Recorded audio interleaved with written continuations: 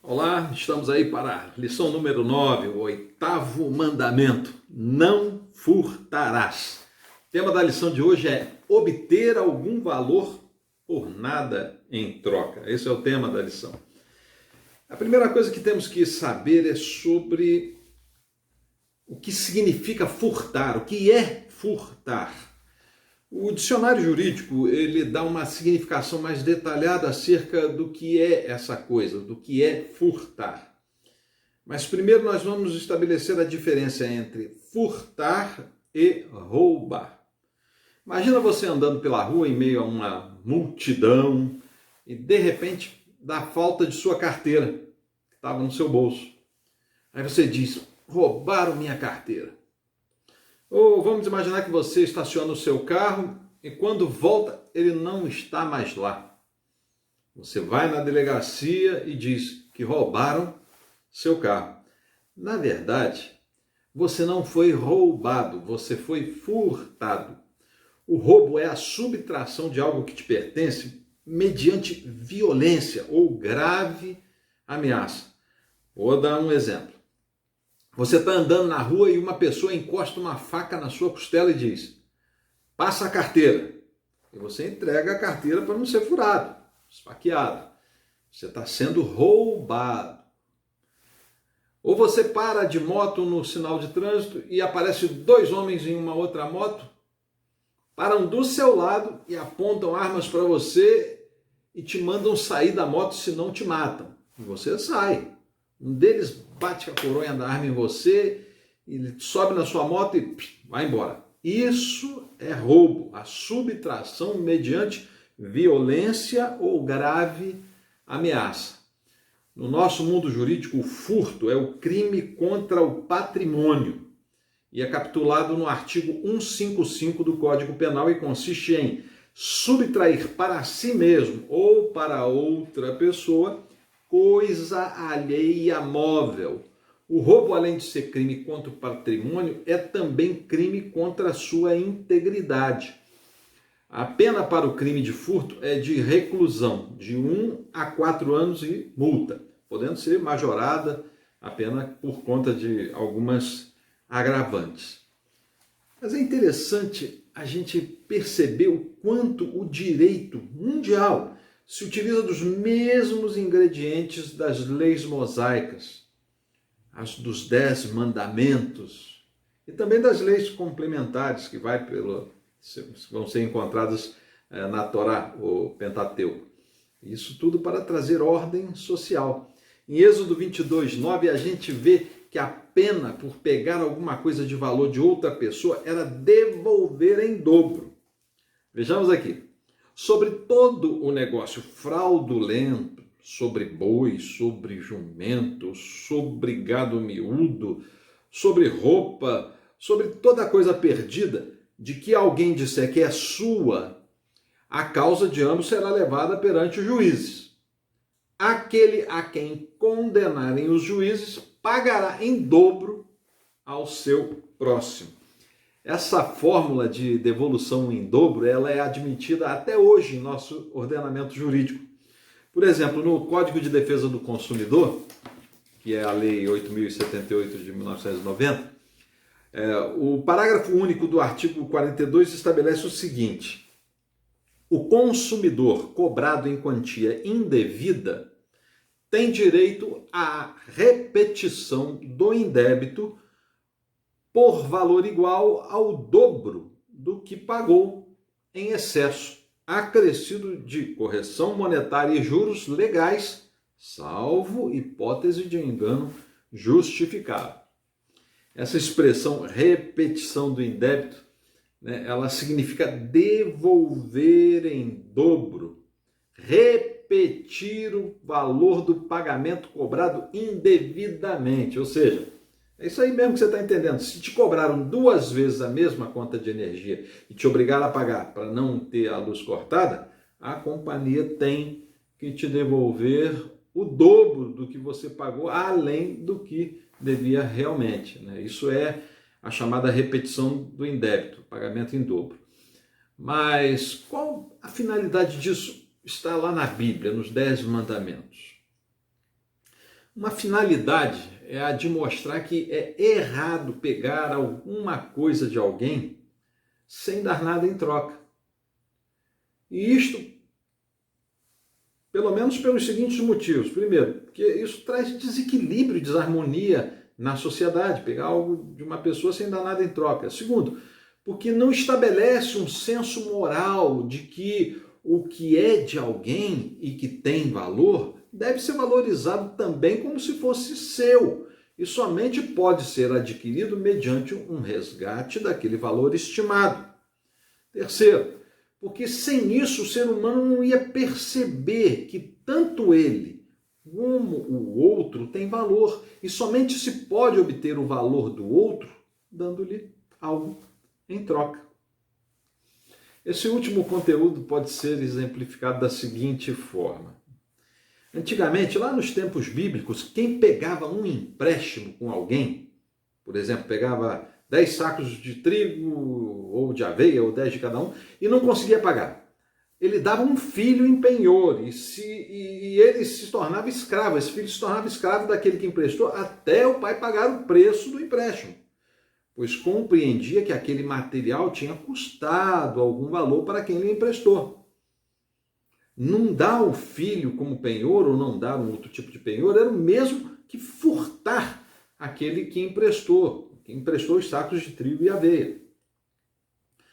Mas temos também que admitir que este oitavo mandamento nos fala de Cristo, de como ele se apresentou a Deus como penhor pelos pecados da humanidade. O homem furtou de Deus o seu dever de obedecê-lo, servi-lo, adorá-lo, louvá-lo. O homem furtou de Deus o direito que ele tinha de receber do homem o amor. E isso aconteceu quando o homem passou a amar outras coisas mais que o seu Criador. O homem deve a Deus o seu próprio ser e existir e não tem nada de valor para dar em troca de sua própria vida. Algo capaz de pagar sua dívida. E então Cristo entra na história, oferecendo-se como o penhor da dívida do homem e resgata a sua dívida e devolve ao Pai o que lhe é devido, o amor do homem. Não reconhecer isso é furtar de Deus e perder a razão de sua própria existência, de seu próprio ser, pois pertencemos a quem nos criou e não queremos dar a Ele o que somos, furtando para nós mesmos o que deveríamos entregar a Ele. Não reconhecer a Jesus como quem se colocou em nosso lugar para pagar a nossa dívida é furtar de Jesus seu direito de dizer que nos tem, que é nosso Senhor e Salvador. É furtar dele sua glória e louvor, sua força e poder. É furtar dele sua própria vida, pois a entregou por nós, reputando-o como apenas mais um de nós, e não aquele que está descrito em Romanos 11:36, que diz, porque dele e por ele e para ele são todas as coisas. Glória, pois, a ele eternamente. Amém. Não é possível olharmos para este mandamento e não nos lembrarmos que, para descumpri-lo, não precisa pegar algo de alguém sem dar nada em troca. Basta não reconhecermos que nossas vidas pertencem e pertençam a Cristo. E somente isso já nos faz quebrar esse mandamento, pois automaticamente estamos furtando de Jesus o que lhe pertence, sem nada lhe dar em troca. Nossa vida. Por isso a mensagem do Evangelho é: arrependam-se e creiam. Arrepender-se de não dar sua vida a Jesus e crer que Ele é Senhor e Salvador de sua vida. Isto é devolver a Ele o que é dele. E Ele é tão misericordioso que não pede isto em dobro. Ele aceita apenas você e do jeito que você é, como o pai do filho pródigo que aceitou de volta e não devolveu, e aquele filho não devolveu nada ao seu pai, nem em dobro, nem a metade, absolutamente nada. Apenas trouxe o que? A si mesmo. Se você que está ouvindo agora, né, ainda não entregou sua vida a Jesus, entregue-a agora. Ele não exige devolução em dobro, nem multa, nem pena. Ele já pagou o preço e te aceita simplesmente como você é. Não furte de Deus, de Jesus, o que é dele. Você pertence a Deus, é sua criatura, você pertence a Jesus, que pagou um alto preço para que você tenha a vida eterna. Devolva a Ele o que é dele e restaure a sua harmonia com o seu Criador, com o seu Deus, com o seu Salvador. Observando essa relação entre este mandamento e a nossa relação com Deus, verificamos que o objetivo da punição ao furto, que era devolver em dobro, era o de punir e ao mesmo tempo restaurar a comunhão entre aquele que apropriou-se do bem do outro, sem dar nada em troca, e aquele, harmonizando com aquele que sofreu o dano ou a perda. O mesmo se aplica para a nossa relação com Deus. A sociedade atual convive com essa crise, a de não querer dar nada em troca, a Deus e a ninguém. Querem apenas receber. Né? Venha a nós o vosso reino. Vamos então estudar detalhadamente esse mandamento. Né? Primeiro, furtar é adquirir algo pelo qual não tem direito. Esse é o primeiro tópico da nossa lição. Vimos o que é furtar, que furtar é lançar mão e subtrair algo para proveito próprio ou de terceiro sem a permissão do dono daquela coisa, e sobretudo sem deixar algo de mesmo valor no lugar. Mas outra pergunta se faz necessariamente: o que leva o ser humano a furtar? Bem, existe uma doença chamada cleptomania, que é uma compulsão por furtar, pegar escondido alguma coisa de outra pessoa, uma coisa que você achou bonita, que quis para você. Né? Geralmente isso nasce de um gatilho disparado na infância ou na adolescência, um momento em que você faz aquela coisa e dá certo. E doravante irá fazer compulsivamente, desenvolvendo uma técnica que faz você efetuar aquilo sem que ninguém veja ou perceba. E de tanto fazer, você se torna um expert na arte de furtar. Geralmente você não precisa daquilo, apenas deseja e faz para saciar aquele seu desejo. E ao fim, sente um tremendo prazer de ter feito aquilo tão perfeitamente, né? E aquilo te dá prazer. Pode ser um batom, uma caneta, um copo, e pronto, você se sente em êxtase pelo seu sucesso naquele furto. Mas quem tem essa doença tem vergonha e não abre para ninguém isso. É um segredo da pessoa. E é até difícil de ser descoberto, pois não causa grandes danos ou prejuízos. E ao fim vai acontecendo constantemente, né, sem fazer grave diferença para todos que sofrem o furto. E a pessoa, né? E se não fizer essa pessoa não fizer um tratamento, pode passar a vida toda fazendo isso. Isso é uma doença.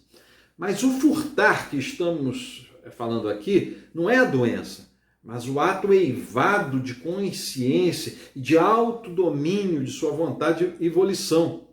É fazer com dolo, com a intenção de fazer. Que leva então o ser humano a furtar?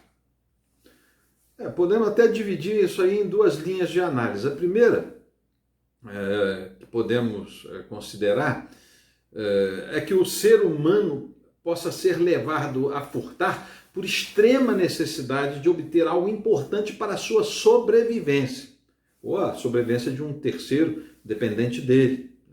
Quando não possui nenhuma condição de adquirir aquele bem pelas vias regulares. Estamos aqui falando, por exemplo, do chamado furto famélico.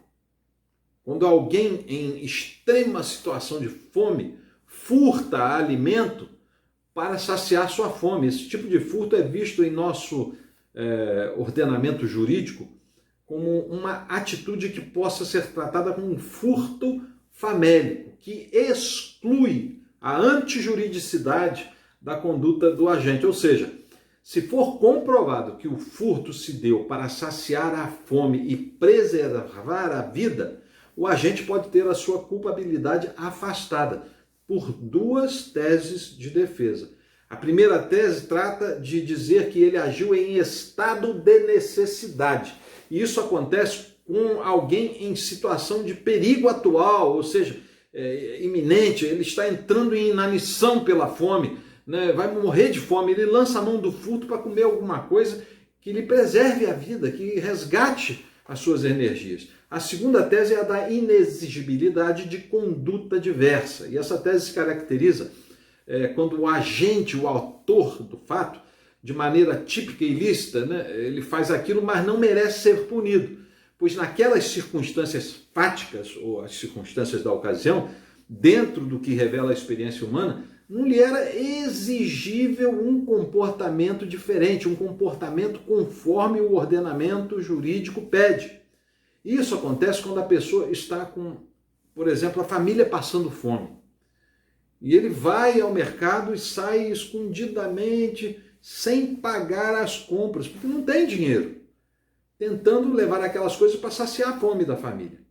Ambas as teses encontram respaldo jurídico, mas devem as provas dizer robustamente que as coisas se sucederam desta forma, ou seja, que estava a ponto de morrer de fome ou que a necessidade dos dependentes e dele mesmo, né, eram graves e que não dispunha de absolutamente nenhum recurso para adquirir o alimento pela via legal. Por isso lançou mão dessa alternativa. Está claro que o furto em si, se analisado de forma crua e fria, e deve ser considerado, né, um delito, ele tem que ser considerado um delito. Afinal, subtrair de alguém que não é de sua propriedade para ter para si é, antes mesmo de crime, uma atitude moralmente condenada.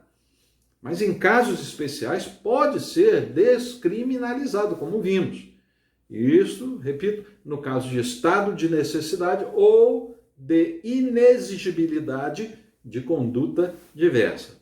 Todavia, a esmagadora maioria das vezes em que o ser humano furta tem outras motivações. Não são por estado de necessidade ou inexigibilidade de conduta diversa. Geralmente o faz porque não quer ou não pode pagar o preço daquilo que ele está desejando. E ele também não quer abrir mão de ter aquilo. Então ele furta. Aí vemos que é a maldade que leva o ser humano a furtar. Se pararmos para pensar, o furto consciente e injustificável se dá por pelo menos dois motivos. Primeiro, é que se furta para ter aquilo que não pode comprar e que muitas das vezes nem precisa, mas meramente quer adquirir uma vantagem, um lucro maior na negociação daquele produto do furto. Por exemplo, quando se furta um celular, um iPhone, né, por exemplo, que custa 5 mil reais, ele furta para vender por 2 mil. O ladrão não pode comprar e também não pode ficar com ele porque não quer trabalhar e precisa de dinheiro. Então ele prefere o quê? Vender bem barato e para isso tem que furtar. Então ele vende rápido e faz dinheiro fácil. Tem quem compra. Veja que não falei de quem não pode trabalhar, pois esse provavelmente faria o furto em estado de necessidade ou inexigibilidade de conduta diversa. Eu falei do que não quer trabalhar. Quem quer e não consegue trabalhar, não furta. Pede, troca, mas não furta, a não ser por aqueles motivos que eu falei anteriormente. Segundo, é que se furta porque não se deseja, mesmo podendo dar o valor devido em troca, mas quer pegar, não quer pagar. É quando você pode pagar e não quer, a fim de não dar absolutamente nada que já é seu em resgate do valor daquilo que é do outro e você deseja ter. É simplesmente quando o indivíduo é motivado pela ganância e pela avareza. Assim, podemos resumir que o ser humano furta para ter aquilo que ele não quer dar nada em troca. E isto está errado. Tanto na visão do homem médio, de qual você chegar na rua e perguntar, todo mundo vai dizer que é errado, quanto da sociedade em geral, quanto inclusive da perspectiva da justiça de Deus encontrada nas Escrituras. Embora uma candidata ao governo do estado do Rio de Janeiro, né, ela candidata por um partido de duas letras, uma filósofa feminista e esposa até de um juiz, disse em 2018 que é a favor do assalto, que existe uma lógica no assalto. E quando ela teve a casa dela assaltada, em 2019, mudou-se para Paris. E o marido tirou uma licença para ir junto. Não, deixa isso para lá. Retornando, Deus quer aquisições conquistadas justamente, honrosamente, dignamente. Em princípio, pela ordem de Deus, que do suor, do sacrifício, do esforço do homem, é que ele adquiriria seu sustento, como está escrito lá em Gênesis 3:11, e também lá em Efésios 4:28, né? Encontramos inclusive uma clara advertência, que diz o seguinte: aquele que furtava, não furte mais, antes trabalhe, fazendo com as mãos o que é bom, para que tenha o que repartir com o que tiver necessidade. Veja como é que Paulo repete essa instrução lá em Tessalonicenses 3:10. Olha só. Porque quando ainda estávamos convosco, vos mandamos isto, que se alguém não quiser trabalhar, não coma também. Assim verificamos que o trabalho traduz um valor de caráter, e Paulo está de acordo com o salmista aqui lá no Salmo 128, 2, que soa até como uma profecia ou como uma promessa, né? Vamos ver o que diz lá, olha só. Pois comerás do trabalho das tuas mãos, feliz serás e te irá bem. Nesse salmo nós vemos que quando o homem consegue as coisas pelo seu trabalho, isso resulta em felicidade e benefícios em seus caminhos. Geralmente furta quem não quer trabalhar, quem é preguiçoso. Veja o que diz Salomão em Provérbios 21:5 e 10:4. O desejo do preguiçoso o mata, porque as suas mãos recusam trabalhar. O que trabalha com mão displicente empobrece, mas as mãos do diligente enriquece. Temos que desenvolver e aprimorar dentro de nós um sentimento de adquirir as coisas pelo trabalho, dando algo em troca daquilo que adquirimos. Está faltando isso na sociedade, desde os mais altos escalões, né? Vemos isso acontecer, infelizmente.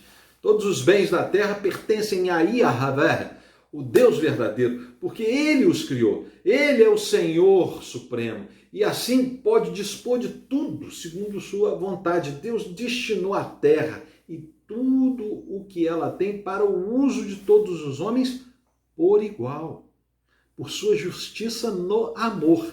Cada um tem, pois, o direito de adquirir bens próprios e outro não pode deles apropriar-se de maneira ilícita, furtando ou roubando, seja qual for a natureza do bem indevidamente apropriado, seja de qual natureza for, né? Até subjetiva não pode. Mas o ser humano é insaciável em todos os seus desejos, né? Todo o trabalho humano é realizado para satisfazer a sua boca. Entretanto, o seu apetite jamais encontra satisfação. Eclesiastes 6:7. Isso pode levá-lo à tentação de roubar ou furtar, né? O homem é levado a agir não mais guiado pela razão, mas sim pela ambição e pela ganância de querer possuir tudo, mais e mais. Não se iluda. Não ache que você também está livre de furtar algo de alguém. Um conhecido meu dizia que a ocasião faz o ladrão. Muitas pessoas outrora honestas cometeram furtos quando apanhadas numa tentação que lhe foi irresistível. Pensa que você está isento disso não. Você não está totalmente isento de praticar um furto. Não se iluda. Não confia no próprio tato. Somente o Senhor pode refrear essa humana procura desenfreada de satisfazer os apetites, adquirindo-os de maneira ilícita. Você não é melhor que ninguém. Mas tem outros jeitos também de furtar. É o segundo tópico da nossa lição. Tentar conseguir algo de Deus sem se esforçar também é um tipo de furto. Olha só. Esse é o segundo ponto de nossa lição. Qualquer tentativa de ser abençoado por Deus sem esforço é o mesmo que furtar. Vejamos Malaquias 3:8. Roubará o homem a Deus? Todavia vós me roubais e dizeis, em que te roubamos? Nos dízimos e nas ofertas. A frase hebraica que traduzida aqui em Malaquias, que descreve esse oitavo mandamento também, é lo tignov, que transliterada significa não roubarás, ou mais propriamente, não furtarás, pois realmente é impossível cometer um ato de violência ou grave ameaça contra Deus, isso é impossível. Mas é possível tirar-lhe algo que lhe pertence, como vimos, o devido amor. A palavra hebraica traduzida por roubar ou furtar, né? A raiz dela é gneva. Ela aparece assim inúmeras vezes na Bíblia, né? Lá no Antigo Testamento, principalmente porque o Novo é em grego. Quando da passagem que fala de Raquel, que pegou os ídolos lá do seu pai Labão, aparece essa palavra. Na passagem de José, que acusa seus irmãos de pegarem seus utensílios. Também naquela passagem de Jeremias 2, lá no verso 26, que ele descreve sobre os ladrões humilhados e amaldiçoados, né? A palavra ladrões que roubam. Né? Todas essas passagens usam uma palavra à semelhança dessa usada em Malaquias. E aqui em Malaquias vemos um contexto muito comum de furto a Deus. Há uma tendência atual de se querer conseguir bênçãos de Deus dando dinheiro em troca. A gente vê muito isso, mas esse dinheiro em troca não é suficiente. Muitos dão dízimo, ofertas, doam bens para certas igrejas a fim de obter uma bênção específica de Deus. Olha, quem bota o valor na coisa do outro é a gente? Isso é um negócio, é um comércio com Deus, um toma lá da cá, tipo lá do nosso Congresso Nacional, que aliás é asqueroso. É você querer botar preço nas bênçãos de Deus, é a pessoa querer fazer um trato com Deus, eu te dou dinheiro, a aliança, o relógio, o carro, e você me dá uma casa, um emprego, um contrato, né? Me faz ganhar na loto, né? Me dá uma esposa, um namorado, enfim, negociam bênçãos com Deus, só que quem bota preço nas coisas de Deus sou eu, uma barganha. Coloca Deus em seu nível, reduzem Deus a um comerciante de favores. Ainda tem os outros que fazem boas obras, contribuem e são piedosos. Acham então que Deus lhes deve dar alguma coisa melhor do que os que não fazem essas boas obras. Esses têm que olhar lá em Efésios 2, 8 e 9, que diz, porque pela graça sois salvos, por meio que da fé, e isso não vem de vós. É dom de Deus, não vem das obras, para que ninguém se glorie. E lá em Tiago também, né? Temos Tiago 2,26. Porque assim como o corpo sem o espírito está morto, assim também a fé sem obras é morta. Ora, não é porque se faz obras que se merece alguma coisa. As obras são apenas resultado de sua fé, não objeto de recompensa, de favorecimento ou de uma melhor classificação diante de Deus. Mas o que já era reprovável fica ainda pior, porque existem outros que se acham tão bons que não dão nada em troca e querem exigir coisas de Deus. E dizem, se você é Deus, me dá um emprego, me dá uma casa, me cura, que eu acredito em você, igual aquele ladrão da cruz, né? Se é o Filho de Deus, tira-nos daqui. Esses querem receber antes para dar depois. E também tem aqueles que querem que Deus faça tudo para eles sem eles moverem uma palha.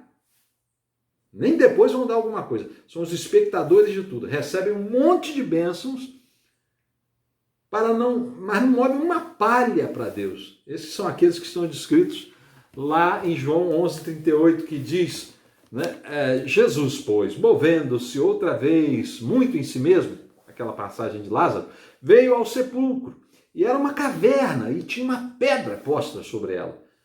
Jesus disse, tirai a pedra. Marta, irmã do defunto, disse-lhe, Senhor, já cheira mal, porque é já de 4 dias. Jesus disse-lhes, não te hei dito que se creres verás a glória de Deus? tiraram, pois, a pedra de onde o defunto jazia. E Jesus, levantando os olhos para cima, disse: Pai, graças te dou por me haveres ouvido. Eu bem sei que sempre me ouves, mas eu disse isso por causa da multidão que está em redor, para que creiam que tu me enviaste. E tendo dito isto, clamou com grande voz: Lázaro, sai para fora. E o defunto saiu, tendo as mãos e os pés ligados com faixas, e o seu rosto envolto num lenço. Disse-lhes Jesus: desligai-o e deixai-o ir. Aqui vemos que Jesus inicialmente ordenou que tirassem a pedra e depois que tirassem as faixas de Lázaro. Deus faz apenas aquilo que não podemos fazer.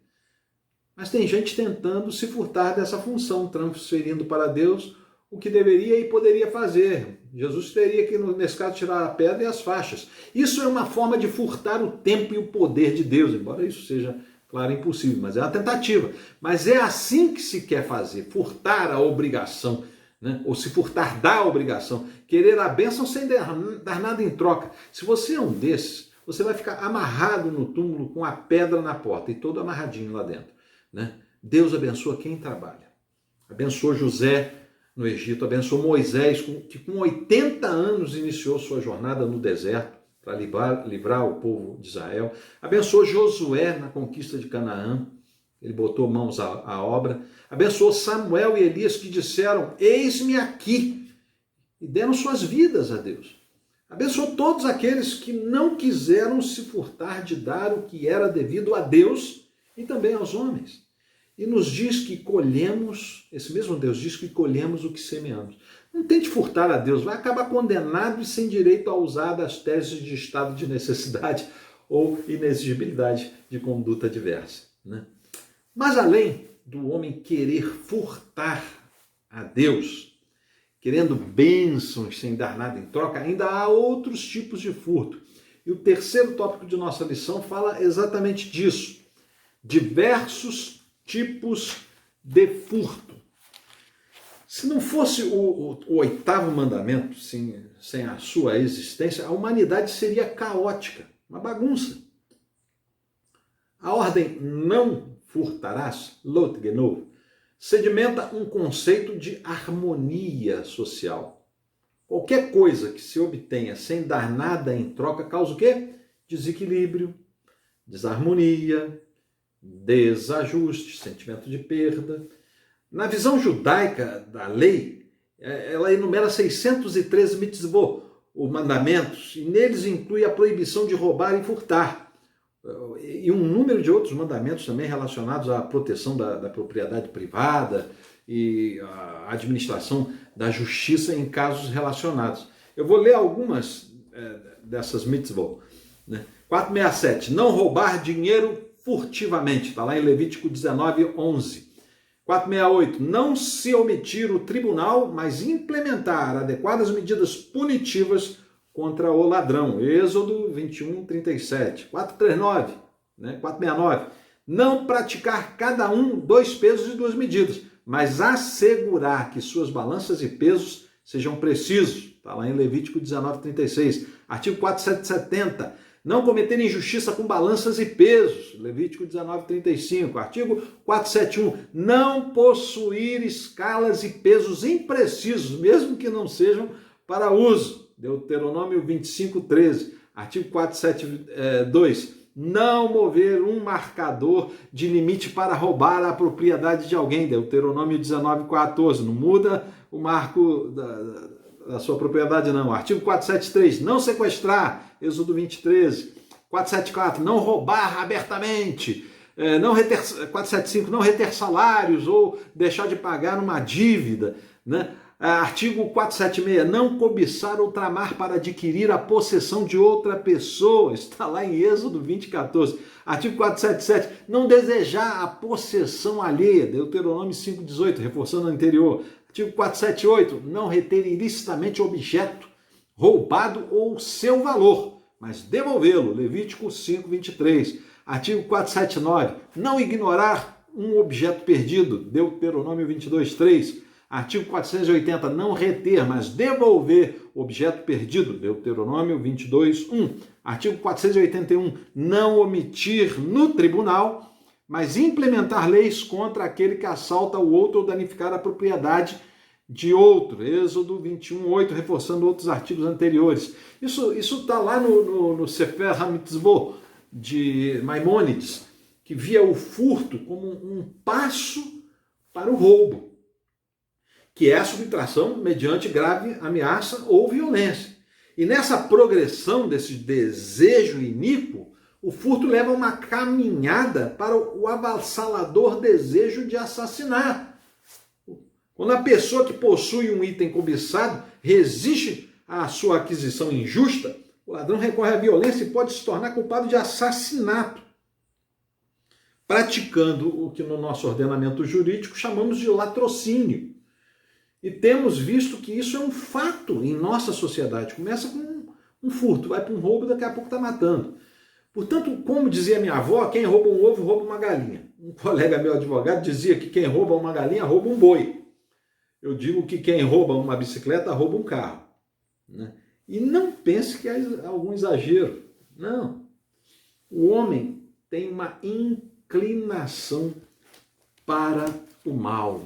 Deus percebeu isso e registrou isso lá em Gênesis 6:5, né? Dizendo: e viu o Senhor que a maldade do homem se multiplicara sobre a terra e que toda a imaginação dos pensamentos de seu coração era só má continuamente. Infelizmente, a imaginação, os pensamentos do homem ainda é má continuamente. Somente Jesus pode transformar isso. Vemos patrões explorando empregados, empregados enrolando o dedo com o dia para tirar do patrão o seu trabalho. Isso em Efésios 6:5 fala sobre isso, né? E 9 também. Vemos líderes religiosos enganando e explorando fiéis, juízes vendendo sentenças. E Jesus já advertia isso lá em Mateus 7. Enfim, sonegando impostos, né? E outros desviando dinheiro público desses mesmos impostos, autoridades, né?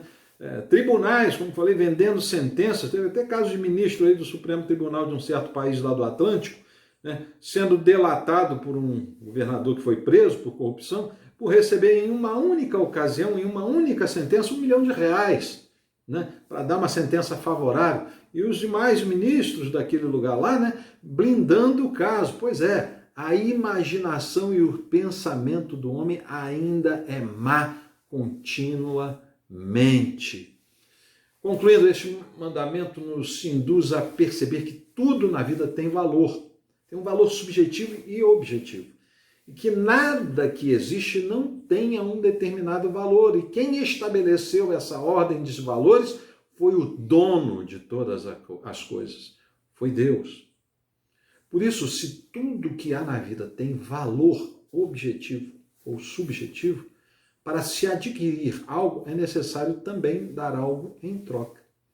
Se queremos um carro, temos que dar seu valor em dinheiro para quem o está vendendo. Se queremos respeito, devemos dar respeito em troca. Se queremos amor, devemos amar em troca. Obter algum valor exige algo em troca e não querendo fazê-lo, você estará furtando. E furtar é algo reprovável, que o leva a uma condenação e a uma pena. Portanto, se até Jesus se ofereceu como um valor, dando sua vida em troca da minha e da sua, quem somos nós para exigir qualquer coisa de alguém sem dar nada em troca? Até um presente é uma retribuição do carinho recebido por alguém. Saber valorizar é colocar algo no lugar daquele valor adquirido. É corresponder às expectativas mais nobres que revelam sua imagem e semelhança àquele que nos deu tal mandamento. Toda lei tem que ter como base ao menos um princípio. E aqui percebemos que os princípios da honestidade, da dignidade e da igualdade, entre outros, impera nessas relações, pois é honesto ter algo que foi conquistado, dando-se algo em troca. pois é digno que aquilo que você deu em troca foi conseguido com o seu trabalho.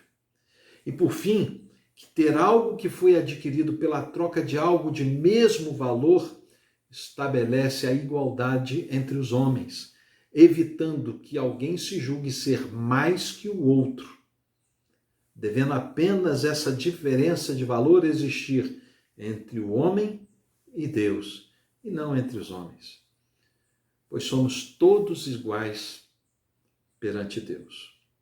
Que Deus nos ajude a reconhecer cada dia a nossa dívida com Ele e reconhecermos também que tal dívida foi paga por Cristo e por isso devemos a Ele tudo o que somos e temos. Que Deus nos abençoe e nos dê essa consciência de que tudo o que somos pertence a Ele e que não devemos furtar dele e de ninguém o que dele e ao próximo é devido. Deus abençoe todos vocês e até a próxima aula.